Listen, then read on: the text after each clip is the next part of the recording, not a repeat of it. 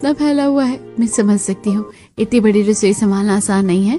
चलो मैं मदद करती हूँ। दोनों मिलकर रसोई समेटने लगते हैं।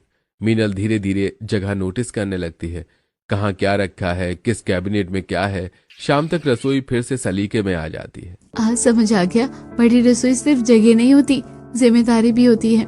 रात के खाने पर फिर से तारीफ होती है। आज भी खाना बहुत अच्छा बना है। और आज मुझे ये देखकर और अच्छा लगा कि तुम डर कर रुकी नहीं। बिखरा हुआ समेटना भी आना चाहिए बहू। जी माँ जी सीख रही हो। सुरभि हल्की मुस्कान के साथ सिर हिलाती है। दिन बीतते गए, लेकिन मीनल के लिए 150 एकड़ में फैली उस विशाल रसोई को संभालना किसी रोज की जंग से कम नहीं था। छोटी सी रसोई में पली बड़ी मीनल के लिए यहाँ हर काम कई गुना बड़ा हो जाता था। कदम भी ज्यादा, सोच भी ज्यादा, और थकान तो मानो हर पल साथ रहती थी। सुबह सुबह मीनल रसोई में पहुंचती है तो पहले पूरे फैलाव को देखकर मन घबरा जाता है। भगवान, आज फिर कहाँ से शुरू करूं?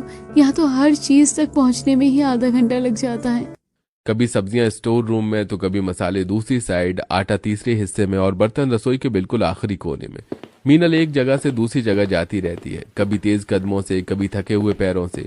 इसी बीच मोहल्ले की कुछ औरतें, सपना, कांति, सुषमा और भावना हवेली में आती हैं। सबकी नजरें रसोई की तरफ थीं। अरे बाप रे, ये तो रसोई कम और कारखाना ज्यादा लग रहा है। इतने फैलाव में खाना बनाना आसान थोड़ी है। हमारी तो छोटी सी रसोई में ही सांस फूल जाती थी। मीनल सब्जी काटते हुए उनकी बातें सुन लेती है, लेकिन चेहरे पर मुस्कान बनाए रखती है। आप बैठिए ना, अभी चाय बनाती हूँ। बहू, यहाँ तो चलना ही बहुत पड़ता होगा, थक जाती होगी ना। आदत डाल रही हूँ काकी, धीरे धीरे सब सीख जाऊंगी। लेकिन मन के भीतर मीनल खुद जानती थी, सीखना इतना आसान नहीं था। आज उसे बर्तन धोने थे। वो सिंक की तरफ बढ़ी जो रसोई के बिल्कुल आखिरी छोर पर था। बर्तन धोते धोते पसीना बहने लगा। फिर अचानक ध्यान आया, दाल उबल रही है।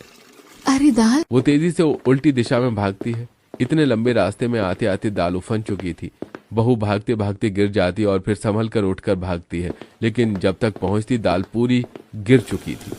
हे भगवान, हर चीज इतनी दूर क्यों है? दोपहर के खाने का समय होता है। मीनल पूरी कोशिश करती है कि सब गरम गरम परोसे, लेकिन मुश्किल यहीं खत्म नहीं होती। खाना परोसने के लिए उसे एक सिरे से दूसरे सिरे तक जाना पड़ता है।